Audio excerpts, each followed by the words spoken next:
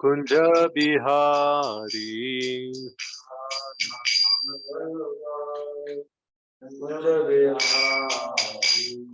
Gopi Jana Vallabha Girivaradhari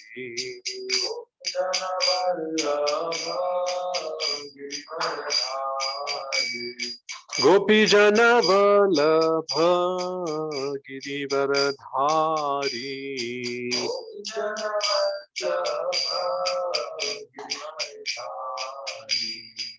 Yashoda Nandana Vraja Jana Ranjana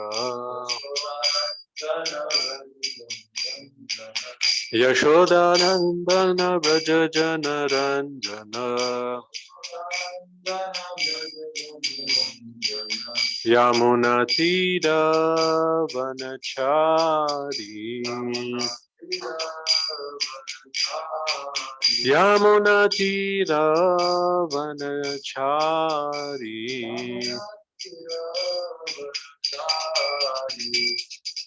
Jai Om Vishnupad Paramahamsa Parivrajaka Ashtotara Shatashmade Sukhavdanta Swami Srila Prabhupada ki Jai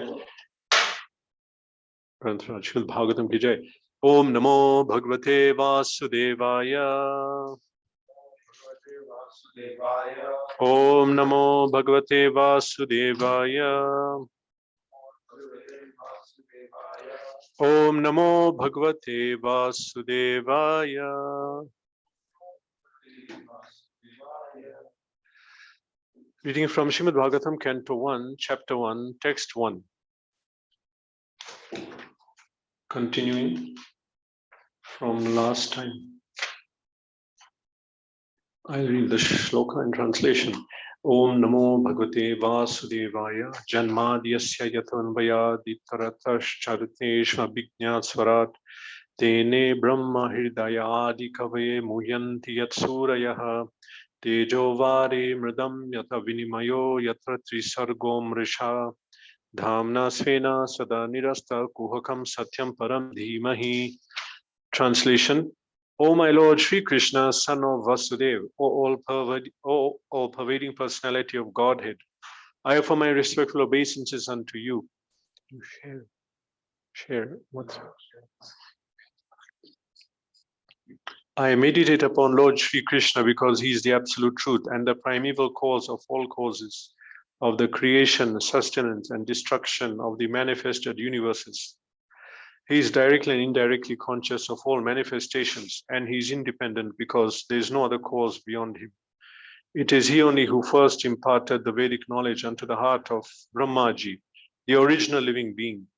By him, even the great is into illusion, as one is bewildered by the illusory representations of water seen in fire or land seen on water. Only because of him do the material universes temporarily manifested by the reactions of the three modes of nature appear factual, although they are unreal. I therefore meditate upon him, Lord Sri Krishna, who is eternally existent in the transcendental abode, which is forever free from the illusory representations of the material world. I meditate upon him, for he is the absolute truth.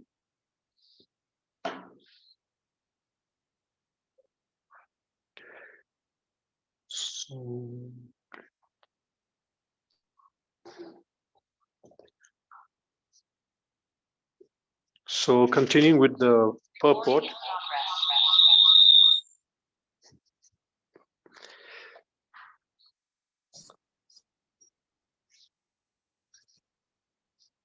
So continuing with the purport.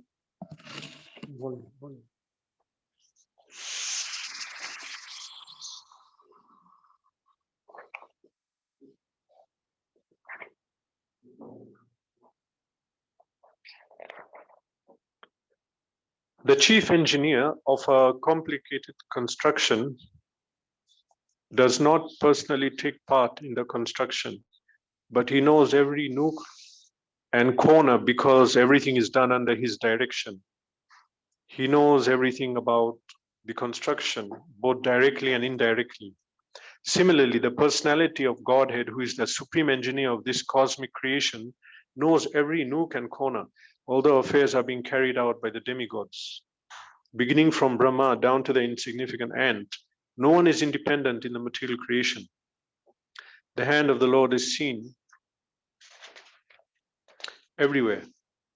All material elements, as well as all spiritual sparks, emanate from Him only. And whatever is created in this material world is but the interaction of two energies, the material and the spiritual, which emanate from the absolute truth, the personality of Godhead, Sri Krishna. A chemist can manufacture water in the chemical laboratory by mixing hydrogen and oxygen, but in reality, the living entity works in the laboratory under the direction of the Supreme Lord, and the materials with which he works are also supplied by the Lord. The Lord knows everything directly and indirectly, and he's cognizant of all minute details, and he's fully independent. He's compared to a mine of gold, and the cosmic creation in so many different forms are compared to objects made from gold, such as gold rings, necklaces, and so on. The gold rings and the gold necklace are qualitatively one with the gold in the mine, but quantitatively the gold in the mine is different. Therefore, the absolute truth is simultaneously one and different. Nothing is absolutely equal with the absolute truth, but at the same time, nothing is independent of the absolute truth. Namo Om Vishnu Padaya Krishna Prashthaya Bhutale Shrimate Bhakti Vedanta Swamini Iti Namine Namaste Saraswate Deve Gauravani Pracharine Nirvishesha Shunyadi Paschat Deshatarine Jaya Shri Krishna Chaitanya Prabhu Nityananda Shri Advaita Gadadhara Shiva Shri Gaura Bhaktivinoda Hare Krishna Krishna Krishna Hare Hare Hare Ram Ram Ram Hare Hare.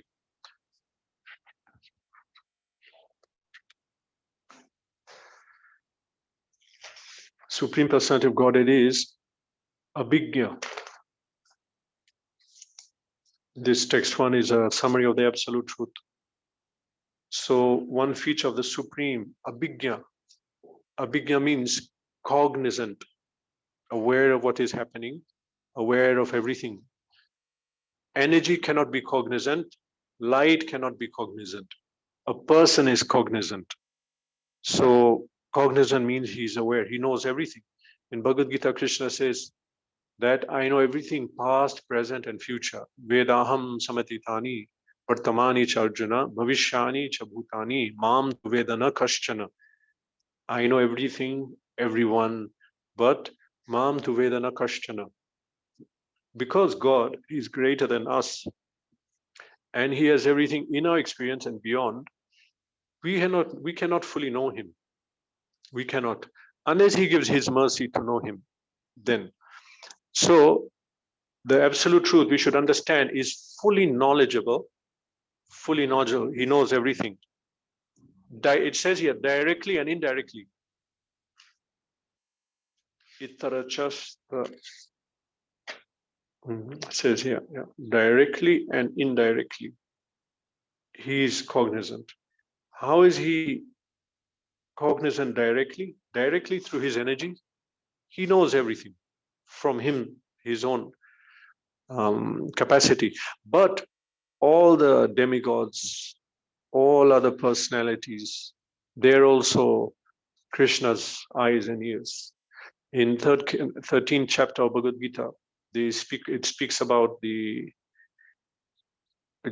says that nature, joy, and consciousness. In 6th or 7th verse, it's explaining the absolute truth. It says that everywhere are His hands and legs. So that is not Him, that is us. But because the super soul is in all of us, our senses are His.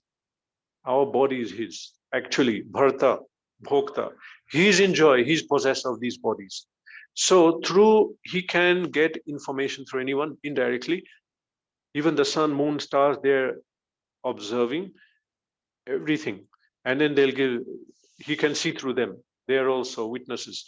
But directly, Krishna also is aware of everything. So directly and indirectly, He's aware. The material world was created for rebellious souls. So they came into this material world and they are trying to imitate master and control us. So they've been given some position. Lord Brahma is given a position. You create. Oh, creator, I am the creator. I created everything. He is given that position. Then all the demigods, they're managing something in material nature. All of them had that desire to control. So Krishna engaged, okay, here, you can control, you can manage, but they're not actually managing. They're not. If we understand correctly, Krishna is doing everything. It's through him that they're doing everything. And if they step 1 centimeter out of line, then he'll put again the line. He'll put them. So many leelas, even within Krishna leela. So for them to fulfill their desire, he put them in that position. Same time, they're managing the material world, but through him. All living entities are in this world. They're supposed to be in oneness with the purpose of the creation. Otherwise, they become fallen. Even the conditioned living entities, they're not so pure, okay, to take part in Krishna's Leela and please him. But they're supposed to follow the Vedic injunction. By following the Veda and participating in the Varnashram system according to their guna karma, that is also pleasing to Krishna. That is also something that they have to do. That's how they serve. Jiva Bhuta serve like that. Then Mukta Jeev, they'll directly serve Krishna. They'll descend in this world or spread the knowledge. Or in Goloka, they're taking part in the Leela. But directly, everyone has to serve the Supreme Lord and please him. That is the purpose of the Jiva's existence. So now someone may say, oh, in this whole material world, we're here to enjoy. So why doesn't God let us enjoy? It's not possible. It's not the design of the Jiva to enjoy. The design of the Jiva is he has to serve the enjoyer. And that is very enjoyable. But he got it wrong. He's trying to enjoy himself. Material world is made of Krishna, everything. Ahameva Asameva Agre. Initially, only Krishna was here. So whatever is created is just a combination of Krishna's material and spiritual energy. That's all. Us also. Spiritual and material energies, everything. And so, if everything came from him, in one way, we are saying that, okay, Krishna is everything. And an analogy is given in this purport that if you have a gold mine and then jewels are made from that gold mine, so many jewels, which has a gold property. And then we analyze, of course, that jewels, it is the same as the mine. So the jewels is just the energy of the mind. It's a manifestation of the mind's resources. So we are all manifestation of Krishna's resources and Krishna's energy. So in that way, we understand that it is Krishna simultaneously, but not because he's independent person, we're independent person. But everything came from Krishna. In this creation, there are only two things: Shakti, Shaktiman, Krishna and his energy. So everything is non-different from Krishna in that sense. Idam Vishwan Bhagavan Ive Tara says, in Narad Muni says, this material creation is non-different from the Supreme Lord. And so, because it's not different, it's his body, so he will know everything about it. Just like I know everything about my body. My body it's connected to me and my senses. So I understand everything about it. In that way, Krishna knows everything about the creation. It's important to study these in detail because otherwise we get a wrong idea about Prakriti, this material nature being independent from Krishna. It's not like that. Nothing is independent of Krishna. Not a blade of grass moves. There's a verse, the Shruti. Not a blade of grass moves without permission of the Supreme. Everything is under Krishna. Even if when we realize that, then if something bad happens, then also we are not so disturbed because we are thinking it's Krishna's plan, whatever it is for. For devotees especially, we come directly under Krishna, not Maya. So being under Krishna, if something bad happens, the bad means what we think is bad. Something we get disturbed, but we're realizing that I'm under Krishna, this happened, he must have sanctioned it. So that depression or badness, whatever it is for devotee, is the greatest happiness. Why? Because Krishna is happy that I have, this is what it should be. So for me, it's that bad situation is my greatest happiness. Being in harmony with Krishna's plan. As long as I'm in harmony with Krishna's plan, then I'm happy. So nothing, we can say nothing is absolutely equal with God, but everything is God in that sense. And so we say, when we say that Krishna is cognizant, Krishna is abhignya, he fully knows everything about his creation. That is a conclusion that someone comes to if they scientifically study the Vedas and this material creation, that everything is the body of Krishna. He'll know everything, every single thing. And because his body is not like ours, is Angani Yasya Sakalendriya Vrittimanti, that every part of his body is full capacity of all the senses. So he can manifest anywhere and do anything he wants. He can just enter into this creation or leave in any way he wants. So proper understanding of Krishna, this is necessary. Why do we go so much in detail? We have to understand Krishna in truth. What Krishna says in Gita, Janma karma chame divyam evam yo veti tattvata. We have to know him in truth, properly, very clearly, because if we get a wrong idea of Krishna, we will not get liberated. Bhaktisiddhanta Saraswati Thakur wrote a poem, I can't remember now the Sanskrit. Prakrita Rasa Shata Dushani, something like that. 1,000 refutations of mundane mellows. So that whole poem, which is very philosophical and poetic, it's explaining how people mistake mundane energy for spiritual. Example, giving charity, feeding poor people. This is nothing spiritual at all. Because someone likes doing it, thinks that I'm pleasing Krishna, I'm pleasing the person, so I'm pleasing Krishna. No, it's not like that. Whatever is pleasing to Krishna is given in Bhagavad Gita and in the Vedas. But this idea, so many people mix up what is spiritual and mundane. Also, sometimes to look advanced, people just feign. Feign means they make a show of having those symptoms. That is not spiritual. They're not coming on their own. So that whole poem is explaining how not to confuse spiritual and material rasa. In there, in one of the places, it says that full understanding of Krishna is required for us to go to Krishna. And Bhagavatam explains in detail about Krishna's character, how he's pervading and how he enjoys or does not enjoy, what he doesn't like. And so, because everything is shown so clearly, it's very clear. One should ask that why is it like this? The purpose is that we have to understand Krishna in truth properly.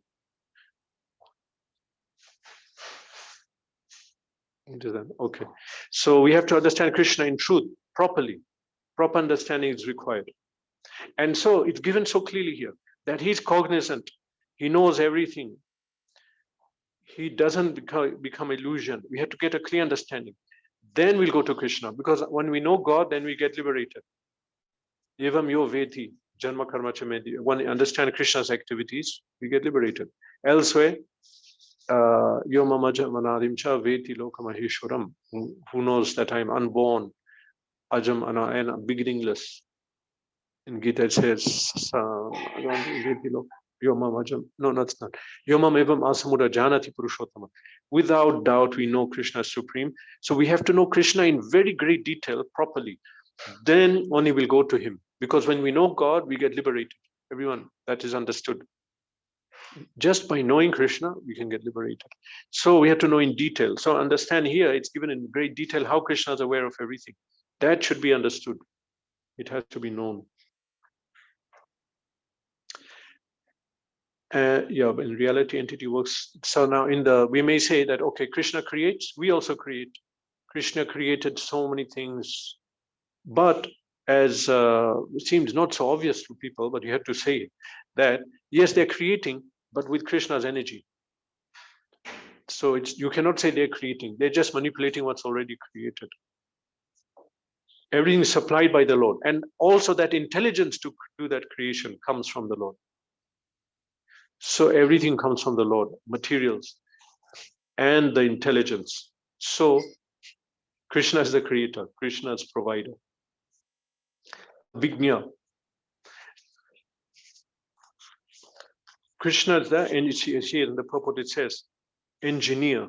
The chief engineer of a complicated construction does not personally take part in construction, but he knows every nook and corner. So Krishna appointed so many demigods and people to manage, but he knows, even though he's not there, just like the chief engineer will know everything. Okay, I'm reading further in the purport. This is the second, next purport, next paragraph in the purport. Same in text 1, chapter 1, canto 1. Conditioned souls beginning from Brahma, who engineers the entire universe, down to the insignificant ant, are all creating, but none of them are independent of the Lord. The materialist wrongly thinks that there is no creator other than his own self. This is called Maya or illusion. Because of his poor fund of knowledge, the materialist cannot see beyond the purview of his perfect senses. Thus, he thinks that the matter automatically takes its own shape without the aid of a superior intelligence. This is refuted in this shloka by Vyasadeva. Since the complete whole or the absolute truth is the source of everything, nothing can be independent of the body of the absolute truth. Whatever happens to the body quickly becomes known.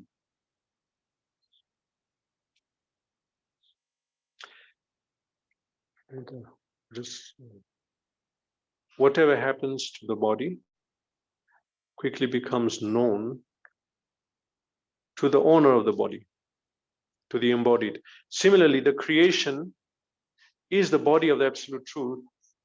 Therefore, the absolute knows everything directly and indirectly that happens in the creation.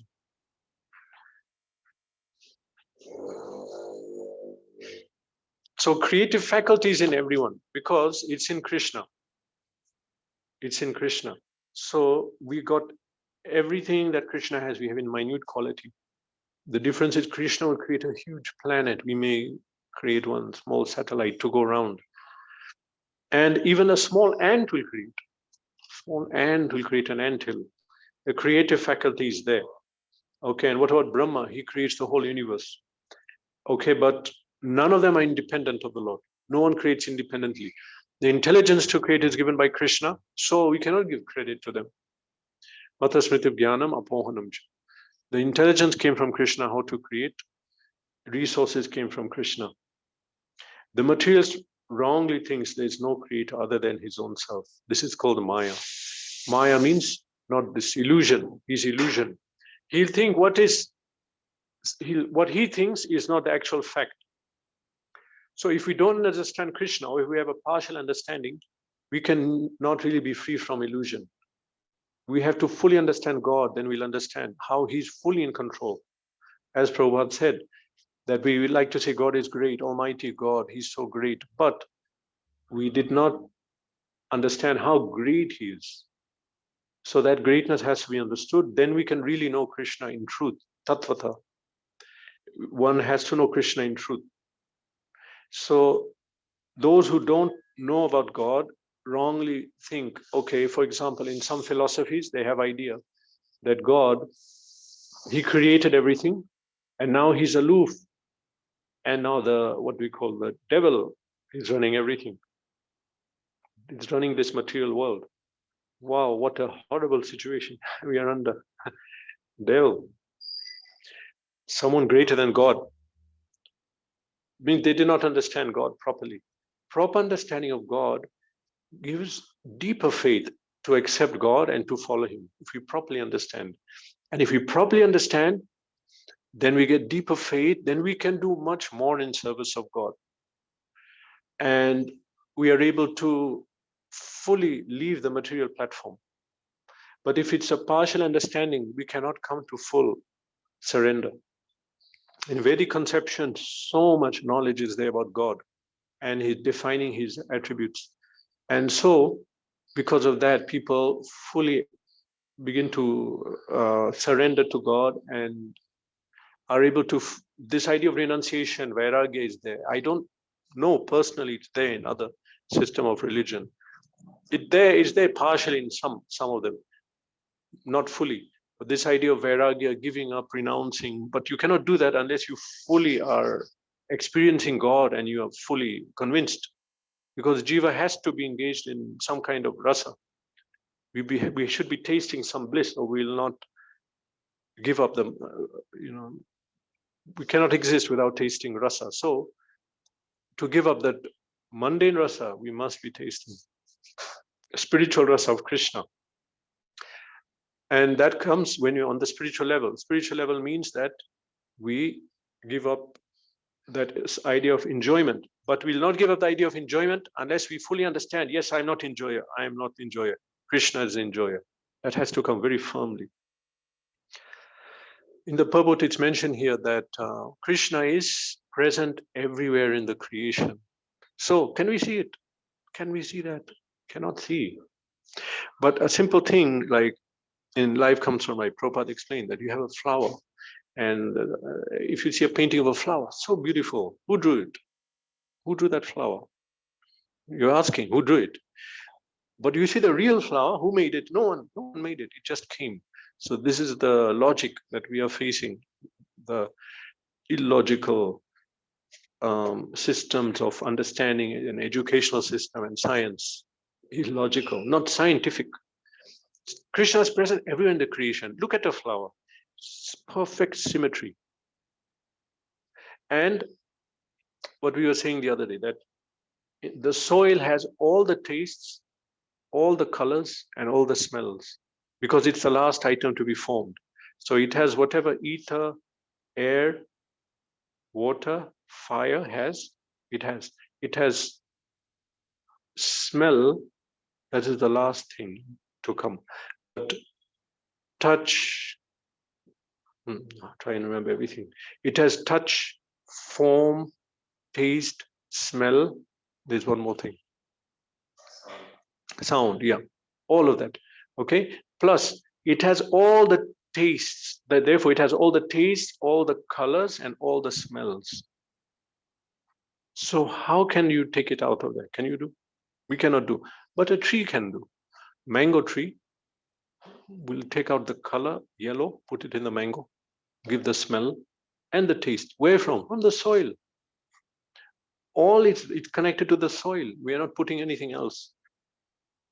That's a miracle. Everywhere, if you observe, it's miracle. I mean, miracle. We don't use that word much in Vedic sense, but it is, you can understand this is higher abilities which man cannot do. We cannot create, we cannot pull these things out of the soil. A normal tree is doing, humble little tree is able to pull out. So Krishna is everywhere in the creation. We can see that just from a fruit, from a flower. And then what this idea that we studied, I remember, it's an anomalous expansion of water. You know about that? Some things that I remember in school. When it freezes, it expands. Yeah. And why? Why is that? How does that help? Because of that, lakes never freeze fully. If you have a body of water, it will never fully freeze, become solid. Only the top will freeze. And below, all the life is continuing. Because of this idea of anomalous expansion of water. That happens when water is getting frozen. It's getting frozen. So it reaches 0 to 4 degrees. Suddenly the density decreases. It becomes light. Because it becomes light, it floats on top. And so it'll never freeze because it came up. So it'll become hotter than the lower one. And then the water down, that will begin to freeze. It'll reach a lower temperature, that will come up. And like that, the water is always moving. So it will not freeze. But of course, the top freezes because it's very cold on top. But under that, it won't freeze. Anomalous expansion of water. By chance? Why is that happening? Who designed that?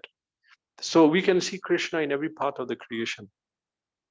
We cannot see, but we should see. And if we read the Shastra, then it says that because of a poor fund of knowledge, materialist cannot see beyond the purview of his imperfect senses. Thus, he thinks that matter automatically takes its own shape without the aid of a superior intelligence. Due to not having knowledge, some scientists are thinking that everything is being created on its own. But if you just read how even behind our body, this body matter, there's a soul. So behind the great manifestation of this material world, there's a super soul behind it that's making everything happen. Simply by knowing that, then we can know God. But because of not having that knowledge, we cannot see God. It requires someone to come and tell us. If you see Srila Prabhupada's books, they're small books also. You can read line by line, word by word, and they give such enlightenment, which even before I read the books, even before meeting devotees who told me these books are special, I was wondering, how is it? I am reading these books and getting such a deep insight, which I did not get before reading. So I experimented. I read one line, 2 lines, and I closed the book and I thought, okay, I'm reading this. It's revealing so much knowledge. So I'm trying to find why I didn't see this before. It says a simple thing. How we are suffering in this world. Oh, I didn't realize that. We are suffering birth, death, disease, all that. We couldn't realize. So it's giving such a knowledge which we could not see on our own. Spiritual knowledge is like that. It enlightens. So then I could realize that this is not a normal thing. It's revealing things which I'm seeing every day, but I'm not able to really see. In English it says, you're looking, but do you see? Do you see? We're looking so many things, but we're not really seeing. And when we enlightened, what do we say? I see. Do you see? Yes, I see. But we may not see if we don't have a superior energy to tell us, higher realized personality, pure devotee, or Krishna. He'll reveal. So that vision is not there. Scientists don't have that vision. They cannot see under their own nose. They cannot see. They're trying to find life and God. So they analyze matter, break it down, break it down, break it down. Where did it go? I opened everything I can't see. Cannot see. But simple villager in Vedic culture will understand. He'll see God in every place. One reason is this materialistic civilization. Someone brought up in that it's hard to see God. But if you're born in a village, then it's hard to be an atheist. It's difficult to not accept God. In the Shruti Mantra, it's also stated that the absolute whole, or Brahman, is the ultimate source of everything.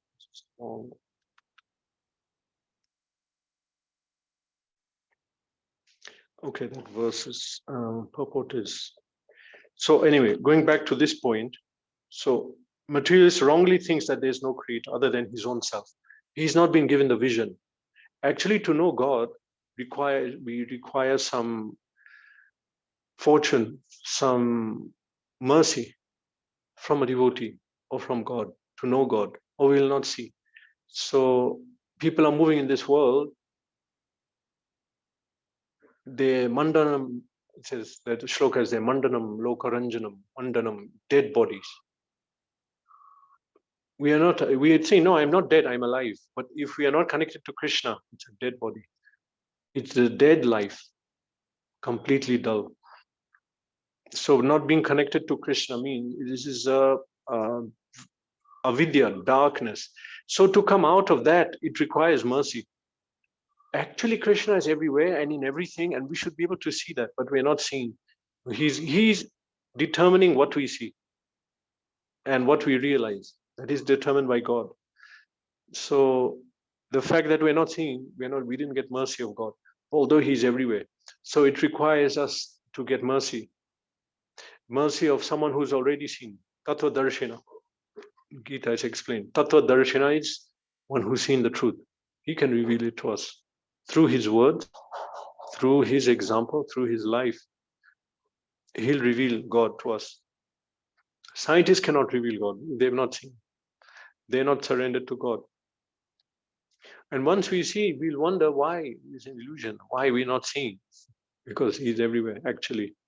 Vasudevam Sarvamiti. Everything is God. Sarvam Kalvidam Brahma, it says. Everything is creation of God.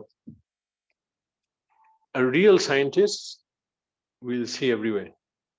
But scientists who's cheating, because all of us are conditioned souls. We came here to escape Krishna. So we try to escape Krishna in different ways. One way is science. Escape Krishna. Atom, proton, electron, this energy, that force. Different name, escape God through science. And by mistake, if you come across God, no, pretend you didn't see. No, we cannot explain. We'll explain it. Explain reincarnation. Explain that. I was researching when I was in college. There was one magazine. It was called New Scientist. It was circulated in our college because we were doing engineering and science. So that magazine, we were told, read that. And another one is about electronics weekly. So this New Scientist. So I remember that magazine. They said it is a prominent scientific magazine. So once I was preparing a presentation on science and on reincarnation, I was thinking that this is such a common thing. It would have come to the science at one time, would have come to the college. Then they'll decide whether or not to research. Wouldn't it have come? So then I looked in that magazine, back issues, and it came. I saw someone wrote a long article and saying this is becoming a problem. These people are remembering a past life and describing very accurately things which they did they're describing people and places which they had not been to so accurately. And we go there and find that it's true. This is becoming an issue, how to deal with this. He's writing to the science body in general. How do we deal with this? We have to analyze this. There are things we don't know, And so when I read this article, then I looked ahead. No answer came. Better just ignore it because they're afraid, oh, if you open the box, what will be there? Better ignore it. So a real scientist, he'll see God everywhere. But if you're a demon, we'll use our science to escape God. You can't, actually. Now this Srimad-Bhagavatam is being distributed all over the world. So things which were hidden, they're becoming more and more known. Simple thing like days of the week. Days of at least in UK, I remember they were teaching how did days of the week come. We read that there were different Vikings. There was a Viking called Thor, and it became Thursday because his name was Thor, Thor's Day. Then I can't remember everything. So I was thinking, all right, so that's how it came. Huh? But then makes more sense what we learn here in Bhagavatam. Days of the week came because of the planets, which are respectively far from the Earth. Sun, Moon, then Mars, Jupiter, whatever they. No, Jupiter comes Thursday. Buddha is Mercury. So the planets are like that. And so the day, why is sun, moon, why is that the particular day they name that? Because on that day, the first half an hour is governed by that planet. There's some kind of chakra that this planet, in a day, half an hour, every half hour, one planet rules another planet, and if you want to do something, you have to match that planet. So the first planet on the particular day, like Soma, Monday, the moon is first half an hour belongs to the moon after sunrise. So therefore it's called Monday, Moon Day, Soma. So in this way, really, scientists, if they look, they can see Krishna pervading everything. And there's an order. From the order, you may not see, you see symptoms at least of this order, intelligence, beautiful designs. You can see it, and we can see God. God is present everywhere in the creation. Prabhupada writes in the purport. He's present everywhere. You can't escape, really. As new sadhaks, we cannot see God. So we come to the temple, worship God there. And we go to the presence of a great soul who will speak, and then he connects us to God. So Uttama Shloka Mahan Mukhachuto. Mahan Mukhachuto, the great personalities. So Uttama Shloka Mahan Mukhachuto, they can be known from the mouth of a pure devotee. By speaking, they can connect us. Bhavat Padam Bhoje Sudakana Nilaha. They can connect us to the saffron particles on the lotus feet of Vishnu. So Uttama Shloka Mahan Mukhachuto Bhavat Padam Bhoje Sudakhananila Smritim Punar Vismritim Tattvavartmanam Kuyoganam Navrati Vitarati Alam Varai. A great personality, Mahan Mukhachuto, from who is liberated, from his mouth he can. This is the translation Prabhupada gives from this word, very poetic. He said, from his mouth emanate the saffron dust particles which are at Lord Vishnu's feet. So, by hearing Smritim Punar Vismitim Tattvavartanam, we again remember that which we forgot, that Tattva, the supreme truth. Kuyoginam Vitarati Alam Varai. So, a great personality, he can again show us God. He can again reveal to us, oh, Krishna himself. That is rare.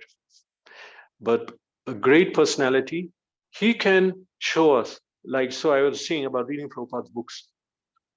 Normal things every day which we are not seeing, he revealed. That you're going to die.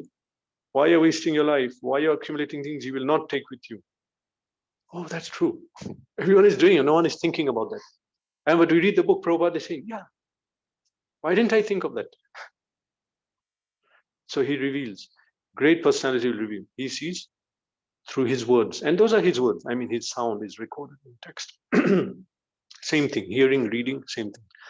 So when we give oral reception, then the saffron dust particles of the lotus feet of the Lord come through his mouth and they connect and make us remember the lotus feet of Vishnu. So just by taking shelter of the pure devotee, we can hear. He can again show us, which we are not seeing, that Krishna is everywhere. And when we see, we'll realize, oh, why didn't I see that? Like we in the dream, we wake up, oh, that's illusion. Everything's okay. And why couldn't I remember myself and my body, everything when I was sleeping? But because we were in a dream state. So when we become realized, we'll not, the things which are disturbing us now will not be disturbed. We'll not feel that. And things which are making us afraid will not feel that because we'll be in full knowledge. So knowledge of God, spiritual things. Okay, Srimad-Bhagavatam ki jai. Question.